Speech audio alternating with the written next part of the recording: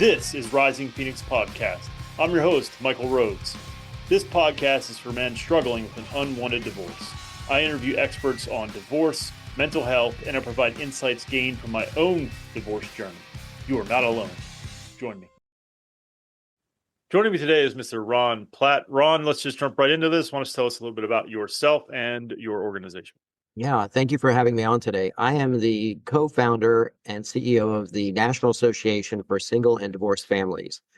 And basically, the easiest way to describe what we do is what AARP does. Most people know who that is. Like AARP, we are a membership-based organization that provides product, services, support, and resources for people who are in the process of getting a divorce or have a single-family household. And we added the single-family household because pretty much the same benefits you need when you're in the process of getting a divorce is what a family is going to need once they actually have the divorce. So products such as things that you need. Clearly, mental health care is probably the number one priority, is whether for yourself or for your children. We offer 3 free mental health sessions and discounted sessions thereafter. And in about a month, we're going to be switching it to 8 free mental health care sessions per condition. So if you suffer from anxiety and depression, you could actually get up to 16 free mental health care sessions. Wow. And then discount it thereafter. People need to be able to put their kids in daycare service or early education. We have a company that represents Montessori schools, La Petite Academy, UGRO, majority of the major daycare centers that are out there. Through our membership fee, you get a discount on your application. You get put at the top of the list, and discounts for your educational purposes as well. Discounts for diapers, formulas, school supplies, computer supplies, real estate services, what I've been able to do with the real estate services is if one of our members comes to us and said, hey, we need to sell our house, we're going to source that realtor for you in your area. That realtor is going to be paying us a referral fee of typically 25 or 30% of whatever the commission is. We're going to give that back to our customers to help offset their closing costs. And a lot of times that could be somewhere from $3,000 to $5,000 to possibly $10,000, depending on the price of the house. No other realtors are able to do that because they live off of that. And we don't, because we're a membership-based organization. Career services, you're an at-home parent who's been taking care of your children, and suddenly you get a divorce, you need to re-enter the job force. You've had that 5 or 10-year gap in your resume. The career services helps you fill that resume with proper verbiage. It shows you how to get back on LinkedIn, shows you how to get in front of a recruiter, all these great videos on there. And if you still need one-on-one counseling on how best to figure out what you want to do when you grow up, they offer our members a 25% discount on the one-on-one coaching.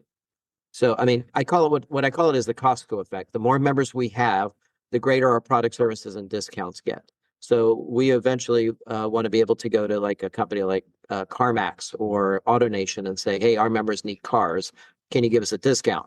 I want to be able to go to major grocery stores and say, I need discounts on diapers and formulas and whatever other care that children need at the time or parents need for help. One of the kind of niche things that I'm putting together is I'm trying to put together a credit card that will enable people to charge the legal fees, mediation services, or court costs on there, because we find that a lot of our members, one of the partners makes the majority of the money. They suddenly want to get a divorce. That partner says, well, I'm not giving you anything to hire an attorney. And now they can't hire that attorney if they try to go for pro bono.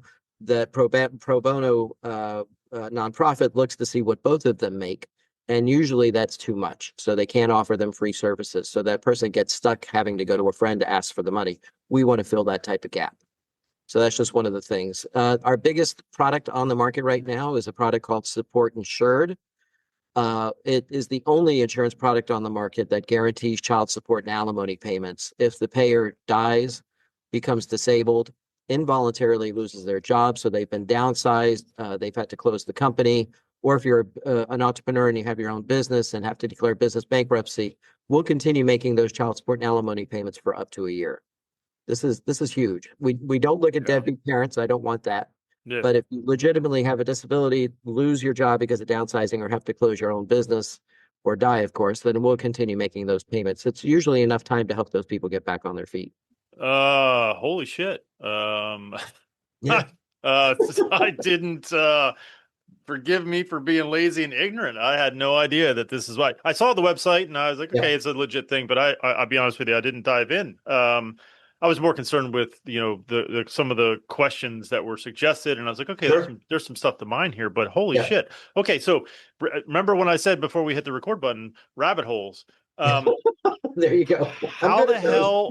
How and why? What? Maybe. Gosh, why? How? What? Yeah. When? What? Yeah, so it's I've taken a lifetime of personal experiences, whether myself or through friends or families that I've seen go through different things. And at the time I was just a participant or I was somebody going through it. So for example, I was never officially married, but I was in a 14-year committed relationship with a nutcase and who turned out to be a drug addict and was verbally abusive. And you figure, well, how does a man, live with somebody that's verbally abusive? It happens. I mean, men go through it all the time. Yeah. And I grew up in a family where it was conditional love. So the more I did, the more love I received. So clearly I get into a relationship with what I'm familiar with, right? Yeah. And that person is conditionally loving me. Yeah. So I'm going to do more. I can't quit. I've got to make this work. I've got to make more money. I've got to be able to show this person I love them. I've got to buy pretty things. I've got to buy a bigger house. And basically it all just caves in at one point. And even though we broke up twice, it was the second time that I was sitting there watching this person pour themselves a drink at 9 a.m. And the night before was taking the laundry out of the dryer and saw a nickel bag come out. I'm like, oh shit. That explains everything. Like the conversations that made no sense, the blaming, the attitudes. That I thought the person was an alcoholic. Turns out he was a drug addict on top of that. So, the aha that suddenly comes into play that you're not the crazy one. Right. This other person has a situation, and that I'll never forget. I had just left breakfast, and I was leaving for a meeting, and I had 3 steps from my house to the sidewalk. And as I got to the third step, a voice in my head said, "Today's the day." And I immediately responded by saying, "I know." Interestingly enough, I got in the car. My appointment canceled. I got back out of the car, walked back in the house, and said, "I'm done. And when I get home tonight, we'll figure out how to divvy up the house." Hmm. And I got to tell you, again, even though I wasn't married, that person's name was still on the deed. So I still had to go through all the same shit that everybody else has to go to. We had to hire an attorney. Their attorney wanted a certain amount that was just not feasible. That person had not really participated in mortgage payments or in the purchase of the home or things of that nature. And I found myself in a precarious situation that I suddenly had to pay somebody for something that they were making my life miserable. So I really understood the process of not only the divorce element of it, but the challenges that were coming along. And oh, by the way, I was also a foster parent at the time. Mm. And I took on a 13-year-old LGBTQ son, and who came from drug addicted parents, and they not only sold drugs, but they were addicted to drugs, and unfortunately, they lost custody of him. And now I get him, and I'm trying to provide a certain level of stability, and I'm also going through this breakup at the same time. Right. So there were a ton of challenges. Yeah. So not only dealing with the foster care system, not only having to deal with the lack of services that these children are needing and not being provided with, but having to go through a bad breakup, a bad settlement. I mean, and at the same time, let's couple this with, this was the Great Recession, and I'm a realtor, and my business went from 6 figures down to nothing in the course of a month or two. 1 minute that you're making a ton of money, all you have to do is hold up a sign at the street saying I sell homes, and 1,000 people would come to you, to where there is absolutely nothing and the market's crashed. So, but I'm still living at a 6-figure salary, making nothing. Yeah. So there were financial challenges. I had the opportunity. I almost lost my house, due to foreclosure. Thank God I was able to sell it. But because of the way we were arguing back and forth, by the time we sold it, there was nothing. Mm. I think I walked away with a $30,000 IRS lien being removed, and they walked away with $3,000. But it was done, and I had to start from scratch. So that element of it, the foster care element of it, that taking care of a 13-year-old, thank God he's now 37, and I adopted him. He's my son, and I'm now a grandparent, thank God. But that challenge, and then watching friends of mine who were in abusive relationships.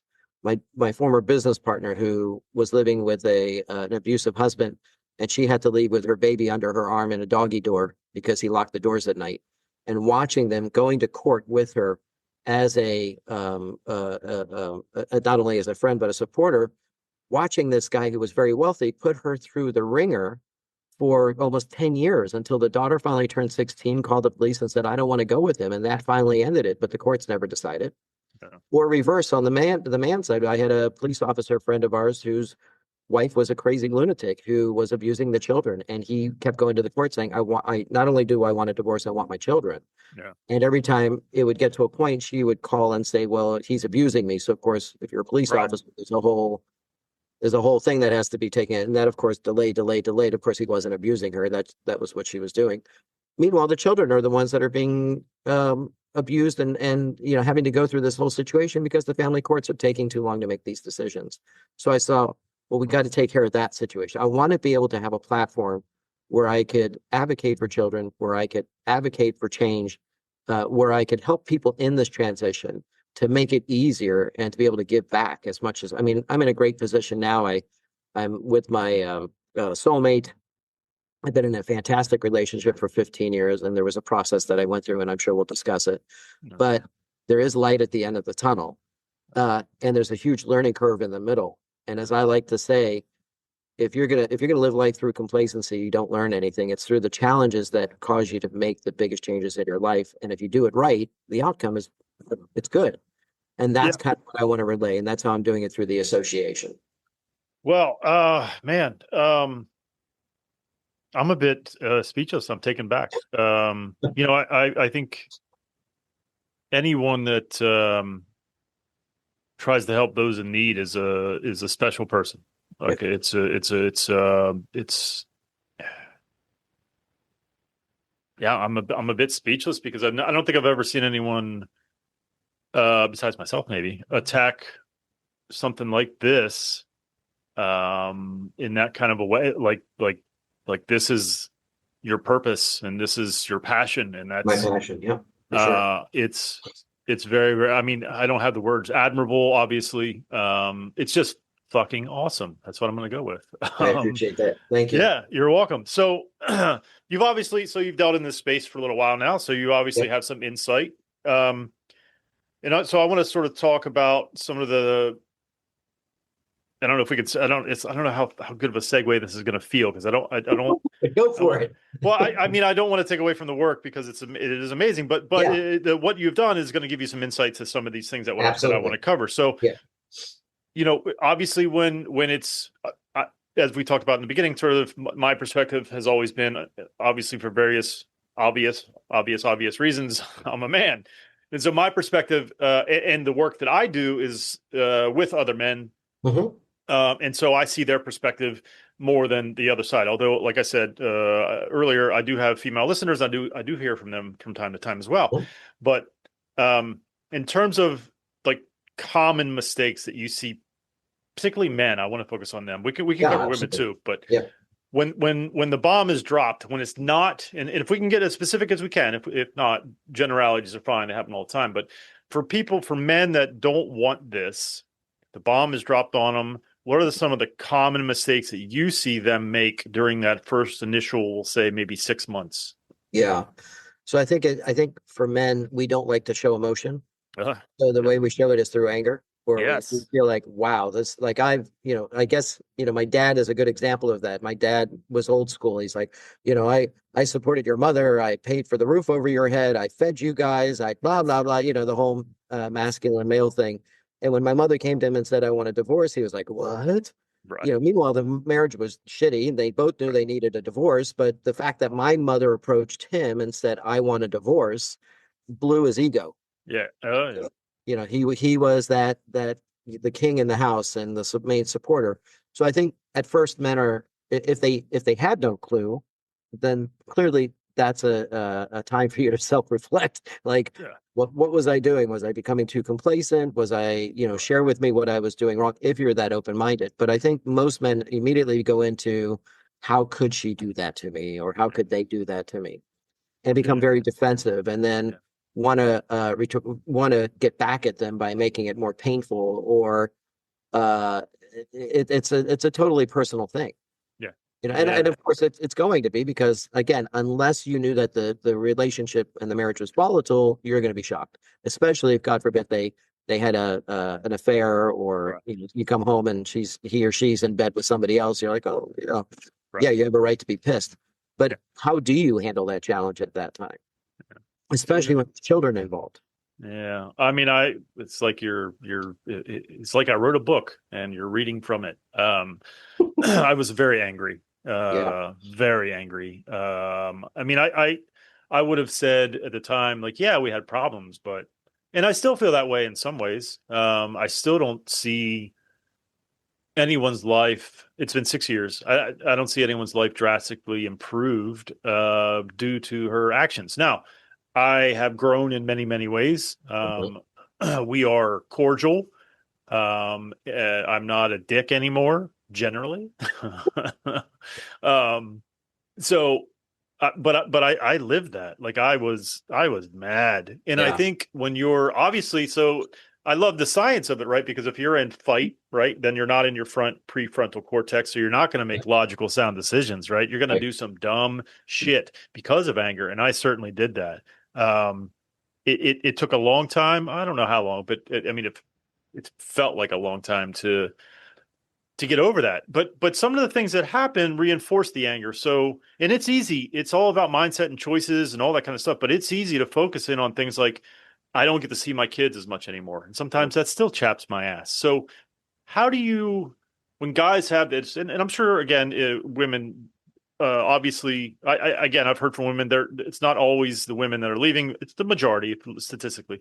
But how do you counsel people when they sort of feel like a visitor to their kids, or they Yeah. feel like they're just not as they're not it's not and it isn't, let's be realistic, it is not the same. But how do you tell them to approach this new sort of reality? And there's children involved, and you feel like you're the visitor. Yeah. Yeah, I think it's about creating stability and structure. When you have to divvy up the household and suddenly there's two homes, one kid feels like dad's home is the play area or the fun time, and dad's like, well, let's go out and go see a movie, or it's let's go to whatever. It's about playing, it's about gifts, it's about toys, it's about instead of dealing with the issue, they overcompensate with buying things, Yeah. because that's how they know, unless they're in touch with their emotions, in which case they're going to try to create a deeper relationship with that child and really understand what that child's going through besides what you're going through. Yeah. So there's two things happening at the same time. You're pissed, or you're going through this transition, and oh, by the way, your kid is also going through this transition. So you want to create that stability for that child, just like you want to create that stability for yourself. Yeah. And that might be replicating what their bedroom looks like at the other house, or making sure that they're doing their homework on time, or that their jackets, that when they come home, they put the jacket on the rack next to the door, that dinner time is at 6 o'clock. It's very much similar to what they had at the other house, but now they get to enjoy one-on-one time with dad, which they probably didn't have before. And at the same time, by creating that same structure, that parent also feels that he's no longer a visitor, that he's creating a home for this child. And that in itself can help heal the father as well. While he's creating that same structure, he's creating that structure for himself. What I had noted is, a lot of times when parents break up, it was one of the parents probably did more for that child than the other, because again, there are many different types of households. Sometimes both parents are out working. Yeah. Sometimes one of the parents at home while the other parent's out working. So now suddenly that parent has to take on half the responsibilities that the other parent had. Yeah. And that itself can be very challenging. And it's a matter Oh of yeah. how do we divvy up the responsibilities while creating that safe structure? Yeah, no, I struggle with it. I still, I mean, it's tough. It's hard when Yeah, I didn't do nothing, but I didn't do a lot. I mean, in terms of like, but I also, I mean, I worked, I traveled. I was the breadwinner. Not that she didn't work too, right. and there definitely was. I could have. It would have been good if I would have done more for sure. But to go from and whatever, that's a whole other conversation. But to go from doing next to nothing Mhm. around the house. I would do pickups and drop offs and that kind of stuff. But like, you know, those things from going almost virtually nothing to doing Mhm. all of it is a Mhm. fucking challenge. Oh yeah. We could probably dive into that a little bit more, but something you mentioned about sort of working on your own healing, Yeah. the structure and stuff. How do you this is something that I struggle with obviously initially. How do you sort of balance out your own healing and feelings and providing stability and structure? Like how do you, because you don't feel very stable or full of structure or anything. Like you're hurting, you're a mess, you're confused, your ego, your identity, and yet you still have to have moments of like being sort of Sane for your a, child. a Like steady, everything's sane, okay. yeah, a steady, Yeah. sane guide. How do you balance that out? Like, how do you compartmentalize those two things? So Or I or think don't we you? all, as men, are afraid to get into our emotions. Yeah, And I think we all feel that we can handle it ourselves. yeah, And we have to understand that sometimes we can't, and that's okay. And that's what therapy is all for. Because clearly, I know, right? See, yeah. you No, I mean it's so oh, it's cliche, but it's I mean it's so it's true. true. It It is. is. And it's so necessary. I mean, I'm a big believer in it. I have a therapist who's amazing. But yeah, it's something, I do enough of these where it's like that almost always the answer is, work on your childhood trauma with a therapist. Like almost all of it, like it almost all could be boiled down to that, right? Yeah. Like whatever you're Well, facing yeah, in life, it yes came and from your no. I mean, childhood and unpack it with a therapist. yeah, a lot of times when men get a divorce, they have no community. The community That's was yeah, very true. a lot of men rely on their wife's family, Yeah, right? very true. So suddenly your in-laws are gone. Suddenly the mutual friends you had don't want to hang out with you because you're not married anymore. And if the male friend of yours, uh, the wives might be saying, "Hey, don't hang out with him. He's getting a divorce. We don't want any influence, negative influence in our marriage." So suddenly they find themselves out in a desert all by themselves. So being able to have somebody to discuss your issues with, or men also have problems talking to other men about their personal feelings. Yeah, very true. And there's no way of combating that unless you can finally say, I'm not a perfect human being and I really need to speak to somebody about this. Even if you don't want to take on the challenges of your childhood trauma, what are your current challenges? I need to have that person that I could talk to. And unfortunately, your children are not that person. Hmm. My parents had a relatively amicable divorce, but I would go to my dad's house and he would tell me that my mother cheated on him, which she didn't. She dated shortly after they broke up, which he was saying, "Wow, she cheated on me." Right, That's right. not the facts. But he would lace in on things that my mother was doing, and at the time I was 16. And then I would go home and my mother would lace in on my father. And then I would go back to my dad's house, and it was back and forth until I actually had a breakdown. Yeah. And it's hard for a 16-year-old kid to say I broke down and cried. I was like, it was so intense that I had a breakdown, and my mom called my dad and he came to the house and they both sat with me and said, we apologize. Mm. And hearing that, saying, we fucked up. We're putting way too much pressure on you. You are not our therapist. You're our 16-year-old kid. Go do what a 16-year-old kid does and let us handle our own situations. And that's when things really began to change for both of them, Yeah, because they both realized they didn't have that outlet. yeah. That my mom had, her best friend was my aunt, her sister. And of course, my aunt's feeding into her, well, that your ex is, blah, blah, blah, blah. And then, of Right, course, my right. aunt had no male friends at the time. So he had only me. So I think for men to be able to say, it's okay if I have to go to a therapist because that person's going to sit and listen to me. And I don't have to deal with my childhood trauma at the moment. I need to deal with I need to get shit off my chest. Yeah. Allow me to vent. Yeah. And I think men also need to give themselves some grace to say, I'm really fucking pissed right now. It's going to get easier, but let me just vent. Yeah. Whether that's through exercising or weightlifting or kicking a ball or smashing dishes, it's like, Right. let it out, man. Don't hold Right. back. Yeah. Relieve And, the but pressure. Yeah. yeah, but also realize that she asked you for a divorce, or he asked you for a divorce because there's something wrong. Yeah. And being able to say, she was a real bitch or whatever, but clearly I have a stake in this and I need to figure out what I did wrong. Yeah. It's always interesting when you start dating and the other party starts talking about their ex, and you think that ex must be horrible, and then one day you meet the ex and you realize, well, actually that person's not that bad. No, that's a giant fucking red flag if I hear Yeah, that in my head. exactly. Yeah, like he's not Satan, I'm pretty sure.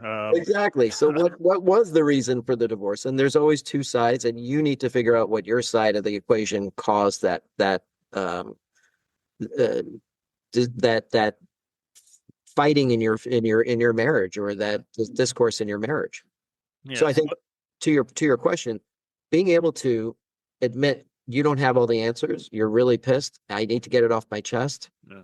see a therapist, or have a good friend that can really be in the middle and sit there and listen without giving necessarily comments. Yeah. So I think it's about having the ability to release the pressure, for lack of a better description, of what's Yeah, going on, so that it's not when you're with your kids, you could be as present as possible. So absolutely. that way like if you have no outlet, they can become an outlet because they are a bit of a conduit to, Distraction. yeah, there's love there, Yeah.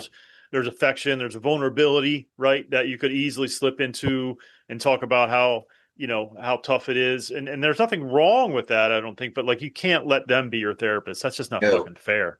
no. um so let's And you, say and you really don't want to talk bad about your ex to your kids. no. Because Okay, I hear, no, I agree with you, and I hear that all the time, but let's dive into that a little bit. Why is that? Like what is it about that is so bad? I agree. I agree, but I'm a guy who's listening, and I'm angry. I'm like, you don't know that bitch was fucking terrible, and they deserve to know the truth. Why shouldn't you do that? why do they need to know the truth? Oh, that's a good question. Ooh, that's a good question.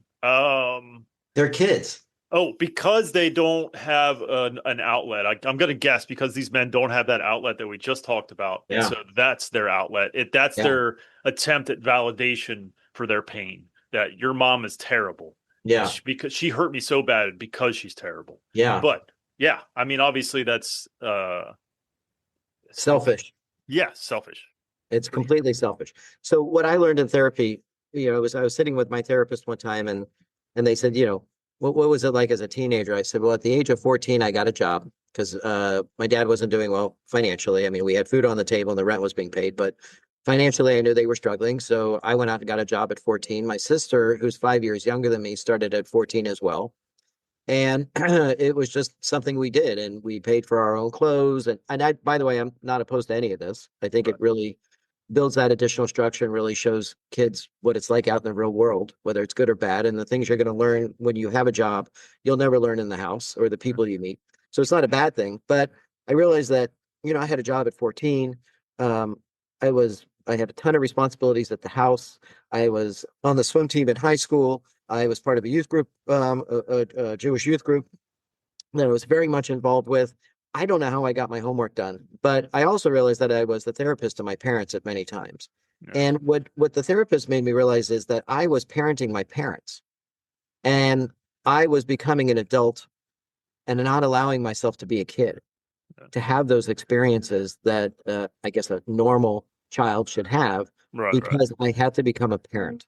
Yeah. And I don't think children are meant to parent parents. No, definitely not. Right. Yeah. So I think it's the responsibility of parents to understand that you don't you don't want to take away your child's childhood by putting them in a situation where they have to pick and choose their parents, Yeah. or that your perspective of your former spouse is one way when that child loves that spouse, Yeah. and now you're distorting what that looks like. It's not fair to any child. So Yeah. I think we need to understand that the relationship you just broke up with is between you and that other party, not you and that child. And as much as we might be pissed, we need to sit back and realize that I have a responsibility towards this child's future, and part of that is not distorting their relationship with that parent. Yeah, It's hard. it is hard. I mean, it's true. It's absolutely true. If you have the ability to look outside of yourself and your own shit, which isn't always easy to do. Mhm, There's a great talk by David Foster Wallace, a commencement speech called "This Is Water." It talks about how egotistical we all are, and it's very true. mhm, I've talked mhm. about it many times well, at least a few times in this podcast. Excellent talk. Go listen to it. It's only like 25 minutes. Um, But so that makes it very hard to be able to like see outside. We're all conditioned in this way, right? If you think about it, as he says in the talk, when we're when we're kids, the world does revolve around us. When things happen to us, they happen to us. Like it's all about us, right? It's just I can't crawl inside your brain, you can't crawl inside mine. So it makes it very hard to be able to step outside yourself. But these are your children, right? And it's the responsibility of being a parent. Yeah. That you have to understand the difference between you and the child. And I will say one thing: being able to apologize to your children is probably the greatest thing you could ever do to a child. Yeah.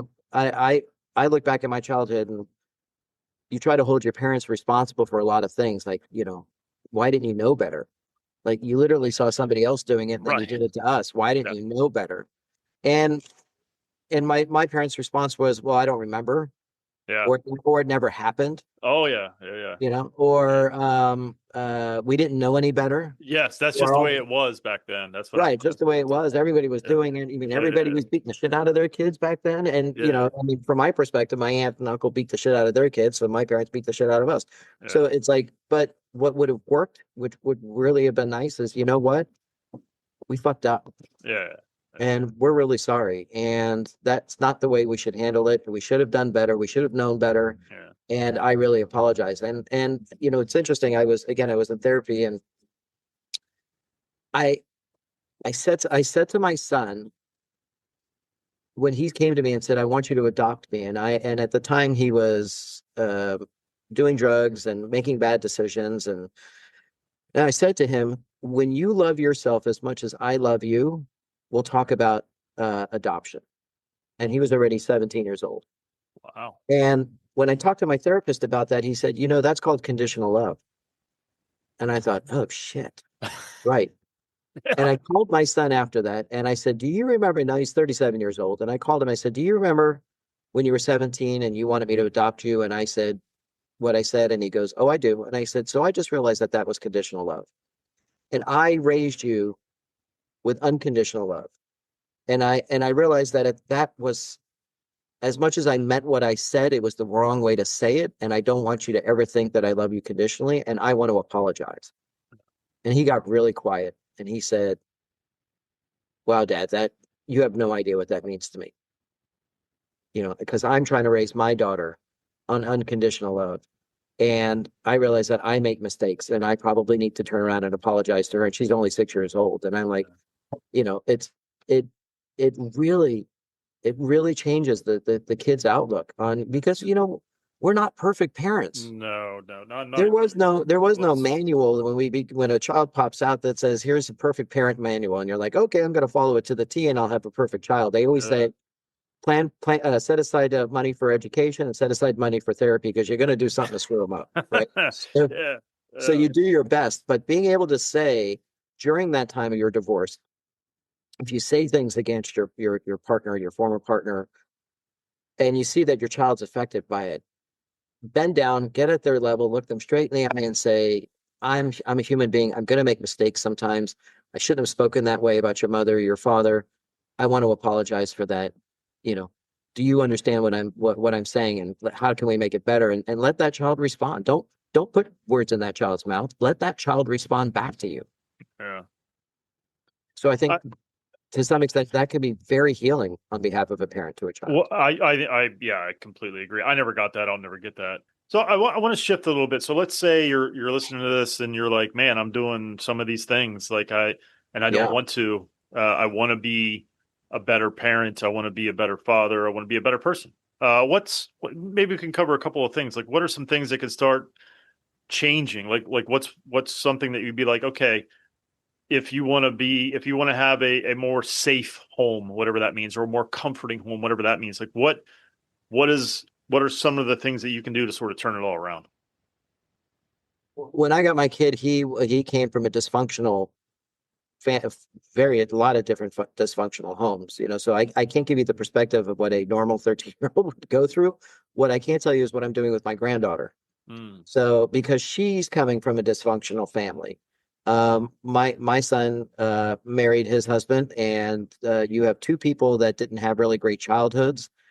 His husband was a single parent household. His mother raised him, and he was raised by his grandmother and his mother in Cuba.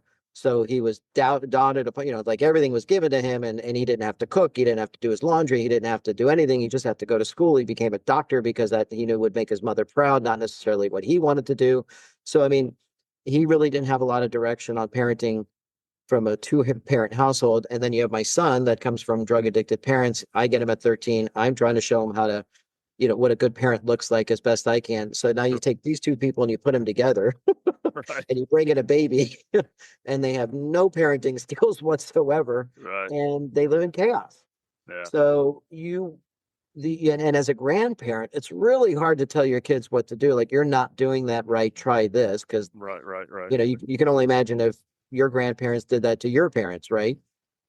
So the reactions are usually not great. Right. You try to influence as best you can. You try to point out certain things, but after a while, you're just known as the pain in the ass parent, and they don't necessarily want you around. But what can you do when that child's in your presence? Yeah. I got you. So we created structure. And it was funny because when we first videotaped, we did a call with my son on the phone, and it was videoed. And in the back, we have a chalkboard on our kitchen, and it was like, dinner's at this time, and so on. We had all the schedule for her on our board. And my son looked at it and said, "What is this, a military camp?" And I said, "No, this is called structure. What a child should," because at their house, she went to bed at 10, 11 o'clock. Right. And slept till 9 o'clock in the morning. And there was no schedule for the day. And the person, the woman that they had in the house who was like a nanny, helping to raise her, there was no structure. She comes to us, it's on the board. And she thrives on it. Yeah. Right. And I'm trying to tell my son, you need to have her in bed at 7:30, 8 o'clock. Yeah. She's not there to entertain you. She's not there to be a distraction between the two of you. She needs to be in bed by 7:30, 8 o'clock. Yeah. So that you can spend time with your partner. Right. Right? Well, and have that talk that you can't when your children's in the room. Yeah, for sure. So creating that in your now single family household helps that child with a sense of security. Yeah. It helps them feel more stability because now suddenly their house is divided and they're getting two types of parenting. Being able to talk to your spouse, your former spouse, and create some kind of co-parenting structure when it comes to disciplining, when it comes to what each of you are giving to that child, if you have that relationship. When they divorced, my son and his husband divorced, they were always trying to overcompensate my granddaughter by buying her more things or giving her pretty things or dressing her up in really expensive dresses or whatever. And that wasn't fulfilling what she needed. She needed to know that when she went to one house, it was the same as going to the other house. And they argued about how they were disciplining her. Yeah. So now we get her, and this child is undisciplined or feels that it's the same level of chaos that she's normally with is okay in our house. And that's not what happens. Yeah. So being able to, one of the best things I said to my son when he was arguing with his ex is, you better get along with him, because that person, even though you're not married, is going to be in your life for the rest of your life. Yeah. That as long as she's here and on this earth, that other person is going to be here in your life. So you better figure out how to get along now so that you can give her more stability in her life. Yeah. And it really kind of shocked them into, okay, we better figure this stuff out. And it wasn't a bad divorce. It was that they just didn't get along, and it wasn't healthy. No. So they did establish better co-parenting because of that conversation. Yeah, it makes me think about the struggles of co-parenting, and I want to get your thoughts on this. Like, Did that answer a lot of your question? Yeah, for sure. Yeah, for sure. I think structure provides comfort. I mean, coming from a military background, I learned that mostly. I didn't learn it in my family life. That was fucking chaos. But in the military, it's like, this is your schedule, this is your thing, this is your time. Like, you don't deviate, and there is comfort in that, and especially for children, because they're kids. They don't know fucking up from down half the time. Right? And here's what's interesting is, and we know this every time. So she'll be at our house sometimes for 2 weeks at a time or whatever, during like camp or what have you. And we always notice when she comes, even if she's spending the night, it always takes 2 nights for her to adjust. So she could be snarky, she could be bratty. And it's funny because I love waking her up in the morning. She's an incredible child. And regardless of what's happening at home, she's still this light of love, and just, she's beautiful. And I love waking her up because we have this whole routine, and I tickle her and she laughs and she wakes up. She's a happy child. But right around day 2, she wakes up saying, no, I don't want to wake up. And she's screaming and she's crying and she's going down the stairs really, with her whole thing. And then the day or 2 later, she's back to normal, because it's this break of the chaos going into a routine. And you could see she has she has a hard time with it at first. Yeah. But then she knows when she comes home, dinner's on the table. We sit as a family. We talk to her. She knows after dinner, she goes upstairs for a shower. Down from the shower, I've got her chocolate milk waiting for her. I've got the cartoon on. She and I cuddle on the couch. We watch the cartoon. She knows after three cartoons, it's up to bed for a bedtime story. She's upstairs picking her book. Upstairs, we both snuggle with her in bed. We read her the story. She knows she's got to go to bed, and one of us has to sit and pat her back for 15 minutes until she goes to bed. And she loves it. I bet. Yeah. Yeah. Yeah. There, like I said, there is comfort in structure, and it feels safe. Yeah. I want to talk about. I was gonna talk about co-parenting, but I think we'll save that for another time. I want to talk about one of the struggles that I've dealt with, and still kind of do in some regards. Not much, but certainly in the beginning, when you go from having a full house, and this is the house that was the kids grew up in. I had the house before marriage, still had the house, thankfully. But it was a full house, right? Two daughters and my ex-wife and animals, and it was a full house. And then it wasn't. Right. And there's a struggle there when you go from that to nothingness. And I wonder what advice you give to those folks that deal with that. Because again, it's obviously not just men, because if it's 50-50 custody, at some point, someone's going to have an empty house. So what are your tips, tricks, advice for those that are going through that type of situation and they're struggling with it? I think my sister gave me great advice when I left my ex, and it was, don't date for 5 years. And I was like, what are you talking about? I mean, but that's a long time, 5 years. Right. And what did I do? I'm like, yeah, screw you. And I immediately dated somebody right after my separation. Yeah, same. And about 3 months into it, there was some familiarity in the person I was dating, and I put my finger on it, but oh yeah, they're like my ex, because I was dating my ex in a different body. Yep. And it was because that was my norm. Yeah. So of course that's what I was attracted to. When I broke up with that person, I realized maybe she's right. Maybe I do need to take 5 years to figure this out, and figure out I don't want to keep dating that same person. I don't want conditional love. I want unconditional love. And what I really did is, I had a business coach at the time who was also a life coach, and and again, markets crashed. I'm rebuilding my career as a realtor. I went from making $300,000 to $40,000. I now have to deal with short sales and foreclosures, and my entire industry's changed. I've got to relearn everything. So I literally was in a place of chaos and insecurity. So what did I have left? Well, my coach at the time made me start journaling, and I started journaling my thoughts and the things that I was going through, and the loneliness and the separation and my relationship, and what went wrong in that relationship, and eventually got around to, well, what do I want in my new relationship? Not, when I ask people, what do you want in a relationship? They tell me everything they don't want. And I'm like, great, what do you want? Well, I don't want that. No, I know that, but what do you want? Right. And they don't have that clear definition of what they want. So my coach said, I want you to journal about what it is you want in your next partner. Yeah. And then when I gave it to him, he's like, great, I want you to go deeper. Okay, don't be superficial. I want you to go deeper. And I went deeper in my journal. They made me formulate daily and I know this sounds, very, very light, whatever, but this is literally what saved me, is that they made me develop my daily affirmations. Yeah. So when I would take my dog for these 5-mile walks, the first thing I would do is say my daily affirmations. Well, I want to hear what your gratitudes are, and I want you to recite those gratitudes every day, because as bad as life is, there are things in your life that are good.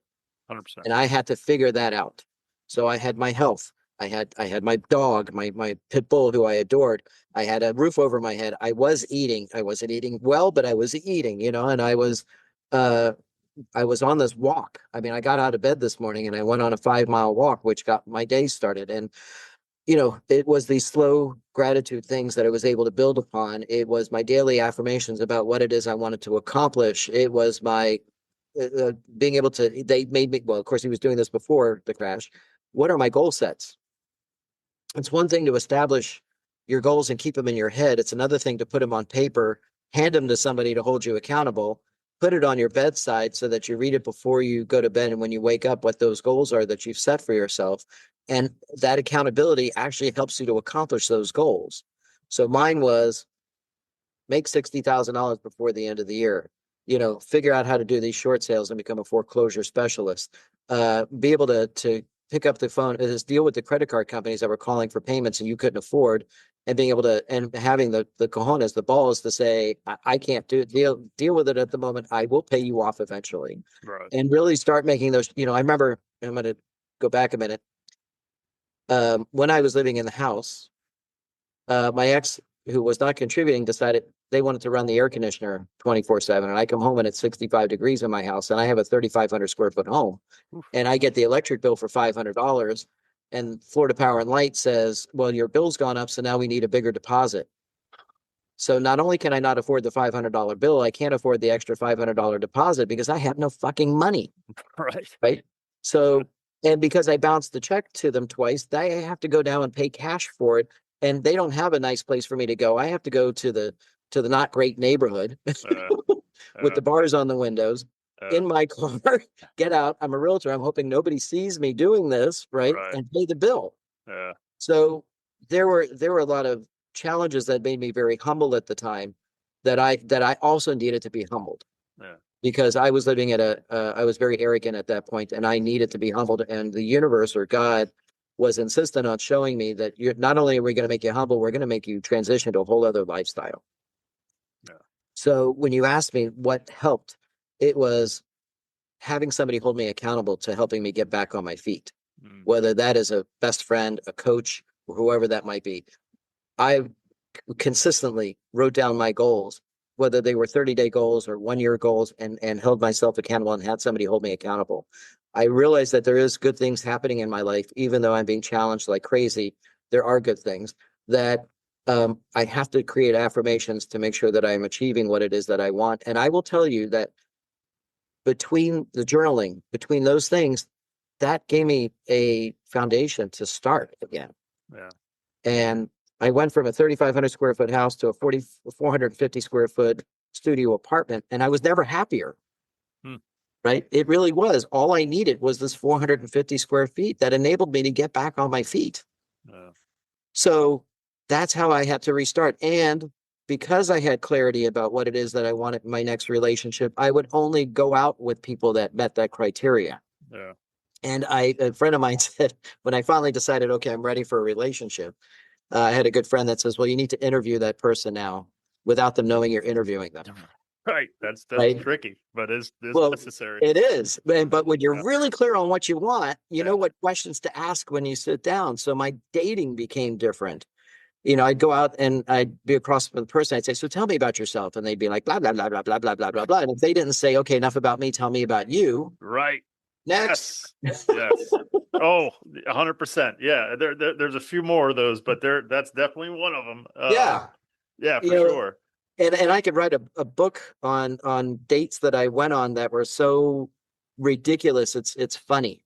The stuff that when I thought I met somebody and they heard my dog bark in the background and called me back and said, my mother says that pit bulls are mean, so maybe I shouldn't come over. And I'm like, you're right, you shouldn't come over. We're done. Like what are you, 12 years old? I'm fucking 40 years old. Get your shit together.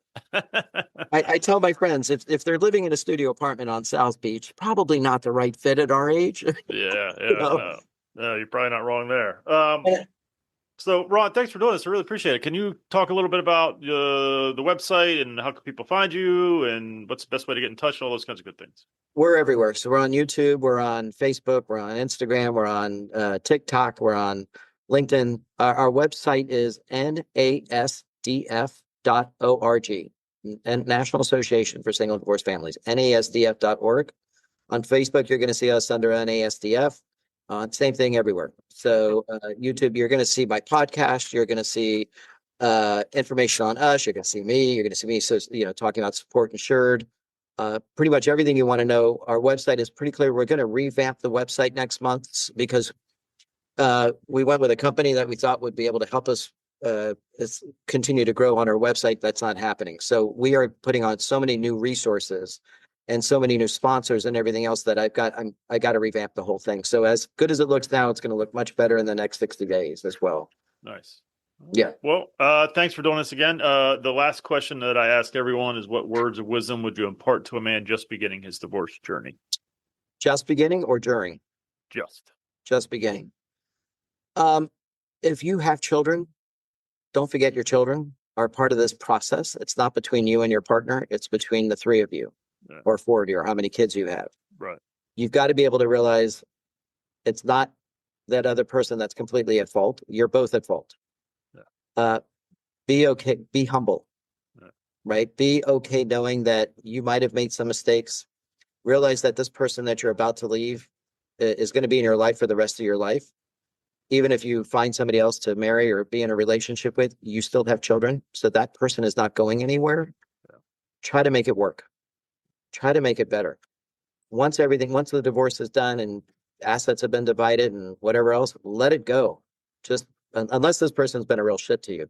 Right. But I mean, if there's children, you got to figure it out, man. Don't let these children be the reaction to how you respond to your partner, your former partner. Agreed. Right. And get a therapist. Yeah, or have somebody that you can talk to that's going to give you both. The best friend I had was the one that told me I was wrong. Right. Yeah. That I don't want to be with somebody that says, oh, you're right. What a pain in the ass that person was, or blah, blah, blah, or calls you on your shit. That's the friend I want to have. Yeah. Right. And that's the people you need to surround yourself with, or people that are going to be honest with you and say, I hear what you're saying, but you're wrong. Yeah. And let me tell you, and be open-minded enough to say, person's right. Well, in college, my friend, my roommate used to tell me I was arrogant. And here I am, I'm working, I'm doing all these things. I'm not the brightest guy in the room. And I'm thinking, why does he keep saying I'm arrogant? And it wasn't until I got out of college and my partner at the time said, my friends were saying I was arrogant. I looked at my partner, I said, what am I saying? What am I doing? What am I doing? And they pointed it out to me when I would say it. I made the connection. I was wrong. I was coming across that way. I did not want to come across that way. So I was able to change it because somebody said, you're doing it this way. Yeah. And I said, I don't want to appear that way. And I made the change. So because that's not who I was, but that's what was coming out.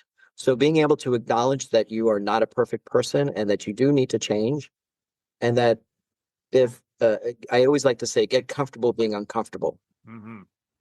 Because if you're too comfortable, you're complacent, you're not going anywhere in life. If you're uncomfortable, you're growing. And that's what life is meant to be. Yeah, agreed. Amen. Ron, thanks so much for doing this. I really appreciate it. Absolutely. Thank you so much for watching and or listening. If you are feeling alone on this journey, please join our Discord server. Becoming a Phoenix is not a solitary act. It is one achieved through community. Our Discord server is just that, a community of men fighting to survive, thrive, and rise from their divorce. Go to risingphoenixpodcast.com/Discord for information on how to join and what is contained in our Discord server. Please join us.